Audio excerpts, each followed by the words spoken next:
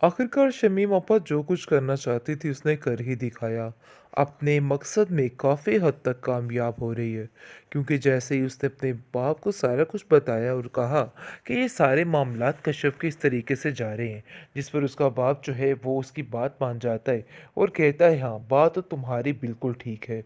और देख लेना मैं जाकर दो टोक बात करूँगा अपने भाई से और उसको बताऊँगा कि आखिर क्या माजरा चल रहा है। और जैसा जैसा शमीम कहती है वैसा ही कर डालो, क्योंकि शमीम ने ही उन लोगों के दिमाग में ये सब कुछ डाला है।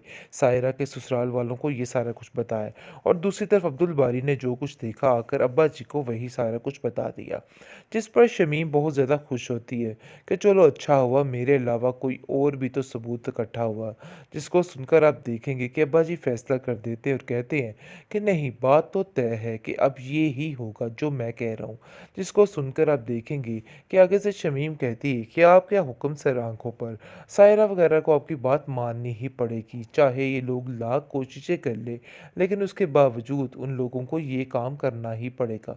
लेकिन जैसे ही अब्बा जी उसकी स्टोरी सुनाते हैं कश्यप की, तो फिर उसका जो बाप है वो काफ़ी हैरान और परेशान हो जाता है और कहता है कि आप कैसी बातें कर रहे हैं, मुझे तो यकीन ही नहीं आ रहा। इस पर वो कहते हैं कि ये ना हो कल कला को और ज़्यादा ज़ियत उठानी पड़ जाए, इसलिए बेहतर यही है कि अभी जो कुछ मैं कह रहा हूँ वैसा ही कर डालो, वरना कुछ भी नहीं रहेगा। शमीम जो कुछ कह रही है इसमें बिल्कुल ठीक कह रही है। आपको नहीं पता है कि क्या-क्या हुआ है। अगर मैं अब्दुल बारी को आपके सामने लाकर बिठाऊँ, तो फिर जाकर आपको अंदाज़ा होगा कि आखिर असल गेम क्या चल रही है। शमीम की हर बात जो है वो सच थी और आज जाकर मुझे इस सारी बातों का अंदाज़ा हो चुका है। इसलिए बेहतर यही है कि अब आप लोगों को भी ये बात समझनी चाहिए और जो कुछ मैं कह रहा हूँ वैसा ही करना चाहिए, वरना हालात काफ़ी ज़्यादा संगीन होते नाच चले की जाएँ। कश्यप बेचारी की ज़िंदगी तबाही की तरफ जाती जाएगी और माजरा काफ़ी ख़राब ही होता जाएगा। लेकिन शमीम आपा जो कि अपना रौब अब दबदबा रखना चाहती हैं, जिसकी वजह से वो अपनी ज़िंदगी पे राज करना चाहती है और चाहती है कि हर कोई उसके नीचे होके ही बात करे। हत्ता कि वो अपनी चचा-चाची का भी बिल्कुल लिहाज़ नहीं करती है और किसी बड़े की उसको तो तमीज़ ही नहीं रही। बस उसको ऐसा लगता है कि जैसे मैं ही सबसे हूँ अफ़ज़ल और सबसे आला, कोई भी मेरे से ऊपर नहीं है।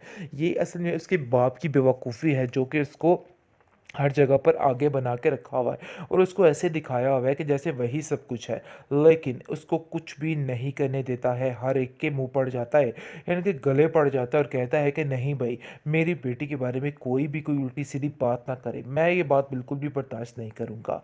लेकिन ये बात बहुत ज़्यादा चुभ जाती है सबको, क्योंकि जान चुके हैं चचा चच्ची की ये शमीम जो है किसी भी हाल में खुश नहीं हो सकती, लेकिन फिर भी अपने बड़े भाई के हाथों मजबूर होके बेचारा खामोश हो जाता है, क्योंकि वो जानता है कि नहीं मामला ख़राब ही लगता है। लेकिन जी दूसरी तरफ आप देखेंगे कि बहुत ज़्यादा परेशान हो चुकी है सायरा। वो जान चुकी है कि उसकी ज़िंदगी में अजीबो किस्म के लोग आ चुके हैं और वो जानना चाहते हुए भी इनसे दूरी इख्तियार नहीं कर सकती। लेकिन अब वो सोचती है कि मुझे थोड़ा बहुत बोल लेती तो अच्छा था। कश्यप इस मामले में बिल्कुल दुरुस्त थी, लेकिन कश्यप की भी कहाँ सुनी जानी है।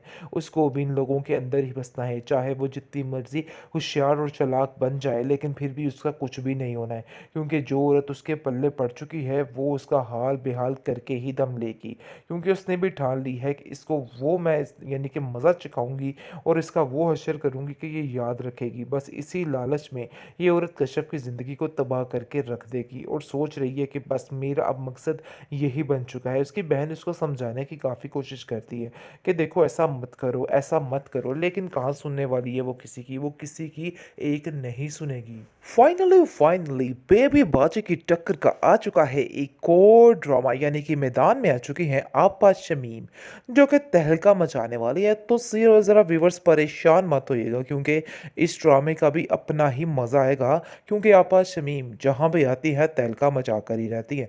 तो नाज़रीन यहाँ भी ये कुछ ऐसा ही असर दिखाने वाली है, जैसा कि आप देख रहे हैं कि जैसे दबदबे अपने रोब और दबदबे के साथ इसने सारे घर को अपने हैंडल में किया हुआ है, अपने इख्तियार में हर चीज़ तमीज़ रखी हुई है। लेकिन कहीं न कहीं दिल की ये बुरी नहीं है। लेकिन फिर भी दिल का क्या करे, अगर ज़ुबान ही आपकी इतनी कड़वी और गुस्सैली हो, तो फिर दिल का क्या फ़ायदा? ख़ैर आप देखेंगे कि फ़िलहाल इसकी चालाकियाँ शुरू हुई हैं और एंड देखिए कहाँ तक जाएगा। यानी कि वहाँ पर यहाँ पे ज़्यादा ट्विस्ट आएगा जब इसके भाई अब्दुल बारी की शादी हो जाएगी कश्यप के साथ, फिर जाकर मामला काफ़ी ज़्यादा ख़राब हो जाएगा। फ़िलहाल तो आप देख रहे हैं कि किस तरह से अपने हंटर हुक्मरानी की वजह से सारा कुछ हथियाए बैठी है। लेकिन इसने सायरा का भी ऐसे ही रिश्ता करवाया और उसका घर भी ऐसे ही उजाड़ने की कोशिश करी है। कहीं न कहीं इसकी चच्ची ठीक है और वो सही कहती है, अपने शोहर से कहती है कि आखिर ये क्या माजरा है? कब तक ये सारा सिस्टम इस तरीके से रहेगा? लेकिन कहाँ सुनने वाला है वो, और उसको कहता है कि तुम्हें कुछ भी अंदर बोलने की ज़रूरत नहीं है। देखो हमारे मामलात में इंटरफेयर मत करो। दूसरी जगह पे ताया आपा जो कि बहुत ही खुश है अपनी बेटी शमीम को देख के, देख-देख कर वारे न्यारे जाते हैं और हर वक़्त उसी के गुण गाते रहते हैं और कहते हैं जी मेरी शमीम से आगे तो कोई है ही नहीं। खैर आप देखेंगे कि शमीम ने भी ठान ली है कि जिस दिन की कश्यप ने उसके साथ बदतमीज़ी की है, उसका बदला वो लेकर रहेगी और इसको ऐसे नहीं छोड़ेगी। इसलिए आप देखेंगे कि वो यानी कि ठान लेगी और कहेगी कि बस मैं अब इस लड़की का काम तमाम करके ही रहूँगी। यानी कि वो शादी करवा देगी अब्दुल बारी के साथ, यानी कि अपने भाई के साथ। वो आगे ही अपनी बहन के आगे-पीछे घूमता है तो मज़ीद अब ऐसा ही होने वाला है। उसके इशारों पे नाच के कश्यप बेचारी की ज़िंदगी तबाही की तरफ जाती जाएगी और माजरा काफ़ी ख़राब ही होता जाएगा। लेकिन शमीम आपा जो कि अपना रौब अब दबदबा रखना चाहती हैं, जिसकी वजह से वो अपनी ज़िंदगी पे राज करना चाहती है और चाहती है कि हर कोई उसके नीचे होके ही बात करे। हत्ता कि वो अपनी चचा-चाची का भी बिल्कुल लिहाज़ नहीं करती है और किसी बड़े की उसको तो तमीज़ ही नहीं रही। बस उसको ऐसा लगता है कि जैसे मैं ही सबसे हूँ अफ़ज़ल और सबसे आला, कोई भी मेरे से ऊपर नहीं है। ये असल में उसके बाप की बेवकूफ़ी है जो कि उसको हर जगह पर आगे बना के रखा हुआ है और उसको ऐसे दिखाया हुआ है कि जैसे वही सब कुछ है। लेकिन उसको कुछ भी नहीं करने देता है, हर एक के मुँह पड़ जाता है, यानी कि गले पड़ जाता है और कहता है कि नहीं भई, मेरी बेटी के बारे में कोई भी कोई उल्टी-सीधी बात ना करे, मैं ये बात बिल्कुल भी बर्दाश्त नहीं करूँगा। लेकिन ये बात बहुत ज़्यादा चुभ जाती है सबको, क्योंकि जान चुके हैं चचा-चच्ची कि ये शमीम जो है किसी भी हाल में खुश नहीं हो सकती, लेकिन फिर भी अपने बड़े भाई के हाथों मजबूर होके बेचारा खामोश हो जाता है, क्योंकि वो जानता है कि नहीं मामला ख़राब ही लगता है। लेकिन जी दूसरी तरफ आप देखेंगे कि बहुत ज़्यादा परेशान हो चुकी है सायरा। वो जान चुकी है कि उसकी ज़िंदगी में अजीबो किस्म के लोग आ चुके हैं और वो जानना चाहते हुए भी इनसे दूरी इख्तियार नहीं कर सकती। लेकिन अब वो सोचती है कि मुझे थोड़ा बहुत बोल लेती तो अच्छा था। कश्यप इस मामले में बिल्कुल दुरुस्त थी, लेकिन कश्यप की भी कहाँ सुनी जानी है।